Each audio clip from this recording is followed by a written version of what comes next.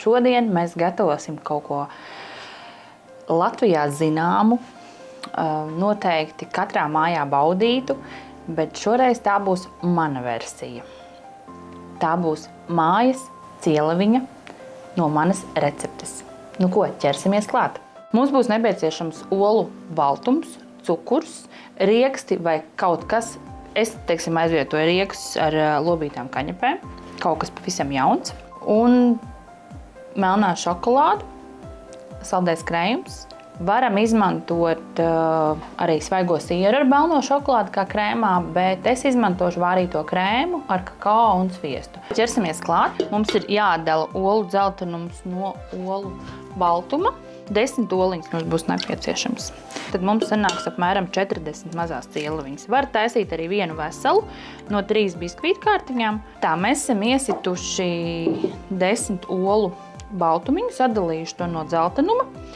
Tad mums ir jāpievieno uz vienu olu baltumu 60 gramu cukurs. Tas arī var būt pudercukurs, bet es šoreiz izmantošu Dans cukurs saldākai dzīvei. Mums ir vajadzīgs cukuriņš, un mēs pievienosim cukuru klasisko. Mums būs nepieciešams apmēram 600 grami. Mēs šobrīd gatavosim olu baltumu statīvu mikserē, un tas apmēram mikserēsies minūtes 10, varbūt mazāk, varbūt kādu minūti vairāk. Tas atkarīgs no olu sakulšanas procesa, jo viņas ir svaigāks, jo ilgāk kulsies, jo mazliet vecāks, jo ātrāk sakulsies. Abrakadabra, un mūsu olu baltums ir gatavs! Čik, čik!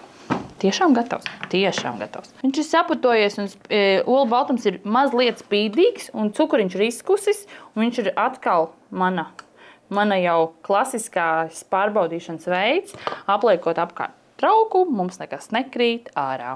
Tagad ir gatavs olu baltums, kuram ir jāiemaisa rieksti vai kas cits. Es to darīšu ar lobītām kaņepēm. Kaņepēs ļoti daudz olbaltumvielas, un viņas aizstāja riekstus. Apmēram 150 grami. Un tās ir jāiemaisa. Nekādā gadījumā nebariet riekstus iekšā un nemikserējiet. Masa paliks šķidra. Liekam konditorijas maisiņā masu. Gribu jums pastāstīt, ka šeit jūs redziet konditorijas maisiņam nav pielikts uzgalītis, var būt uzgalīts ar aplīti, bet es esmu vienkārši nogriezusi galiņu, līdz ar to nesatraucieties, ja mājās nav dažādi veidi uzgalīšu. Šeit var vienkārši to darīt bez neviena uzgalīša. Nevajag ļoti biezas tās pamatnītes veidot, tā kā 2 pusaplīšus. Ir sagatavots cieleviņu pamatnes, un no 10 olu baltumiem mums ir sanākusi ballīte 40 personām. Un, nu ko, lai mūsu mīkliņa dodās uz cepeškrāsni. Mums ir jau gatavas cieleviņu pamatnes. Cieleviņas mums cepās apmēram stunda 30. Paņemam lēnām, bez spēka paņēmieniem, var noņemt cieleviņu, ir izcepusies, viņai apakšiņa ir taisna, un viņai arī jābūt ir mīkstam vidiņam. Redziet, es ielieku karot, viņš ir mīksts vidiņš, ja? Un iekšā ir tas staipīgais ar kaņepi sēkliņām. Tagad mēs būvēsim cieleviņu ar nākamo posmu. Nākamais posms mums ir, ka mums ir vajadzīga šī šokolādes glazūra. Šokolādes glazūru es izmantoju jau gatavo, ko es pasūtu kādā kompānijā, un pie manis ir vienmēr darbnīcā pieejama. Ja kādam ļoti vajag, var droši man uzrakstīt. Varam kaut ko sarunāt, bet jūs dodieties uz veikalu, nopērkiet 200 gramu tumšo šokolādi, pievienojiet 100 ml saldo krējumu, izkausējiet, to var darīt mikroviņu krāsnī vai uz ūdenspeldes, un tad liekam virsū vienkārši uz cieleviņām. To var darīt ar otiņu, skaisti izdarot, bet var, ja otiņas nav, var šādi darīt.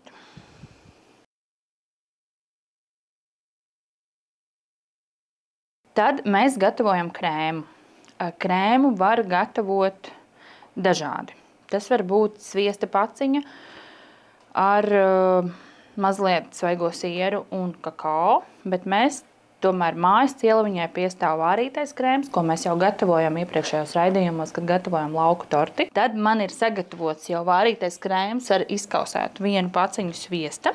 Pievienošu kakao, 4 ēdamkarotes ir kaudzīti. Vārītais krēms varētu būt pusīt no tās receptes, ko mēs gatavojam. Vārītam krēmam mēs izmantojam puslitru pienu, apmēram 3 olas, ja ir lielas, ja ir maziņas, tad 4.